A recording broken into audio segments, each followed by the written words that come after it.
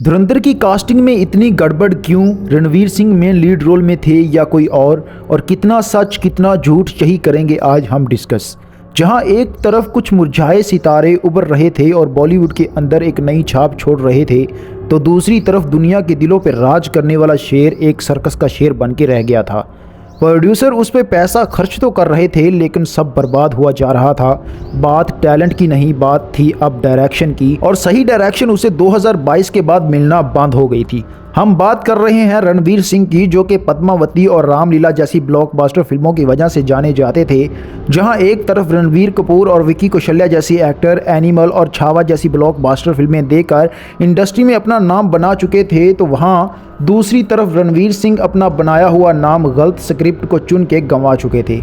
साल 2022 में रणवीर सिंह की 2 फिल्में आती, हाई बजट की फिल्में होती हैं और वो चिल्लर कमाती हैं। बात हो रही है सर्कस और जैस भाई जोरदार की। अब सवाल ये था कि धुरंधर की पहली चॉइस कौन थी और रणवीर सिंह को ही इस फिल्म के अंदर क्यों चुना गया।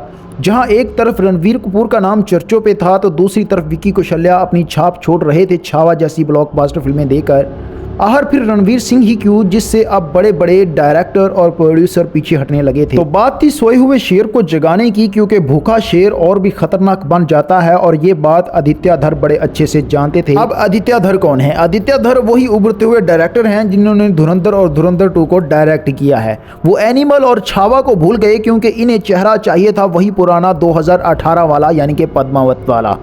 इन्हें वो शेर चाहिए था जो सिर्फ धाड़े नहीं बल्कि सब चीर फाड़ दे, और वो रणवीर सिंह से ज़्यादा भूखा कोई शेर नहीं था उस वक्त। मौके का सही इस्तेमाल हुआ और स्क्रिप्ट सीधी रणवीर सिंह की टेबल पे। अब रणवीर सिंह जो पिछले 4 साल से मौके का इंतज़ार कर रहे थे, इसने भी इसका भरपूर फ़ायदा उठाया और भाई लग गए फिर अपने मिशन पे। फिर 2025 में हमें वही चेहरा दोबारा मिलता है जिसको फैन शायद भूल चुके थे, और वो आते ही ऐसी छाप छोड़ता है कि सारे प्रोड्यूसर डायरेक्टर जो पीछे हटते थे सबकी बोलती बंद हो जाती है।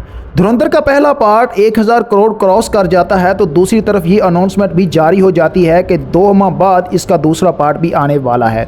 जाहिर सी धुरंधर की सक्सेस के बाद दूसरा पार्ट आता है, तो जहां पिछले कुछ सालों से उसे मौका नहीं मिल रहा होता, तो वो इसका भरपूर फायदा उठाता है और 6 माह के अंदर अंदर ही 2 बड़ी ब्लॉकबस्टर फिल्में दे देता है। अब धुरंधर 1 और धुरंधर 2 इंडिया की सबसे बड़ी मेगा ब्लॉकबस्टर मूवी साबित होने लगी हैं, और सब डायरेक्टर और सब प्रोड्यूसर उस हीरो के आगे पीछे घूमने लगे हैं। अब धुरंधर और धुरंधर 2 की सक्सेस के बाद रणवीर कपूर किस स्क्रिप्ट को चुनेंगे, किस डायरेक्टर के साथ काम करेंगे, ये सब हम आपको बताएंगे अगले चैप्टर के अंदर। तो अगर अभी तक आपने हमारा चैनल सब्सक्राइब नहीं किया तो इसको सब्सक्राइब कर लें, ताकि मजीद इस तरह की अपडेट आपको मिलती रहे।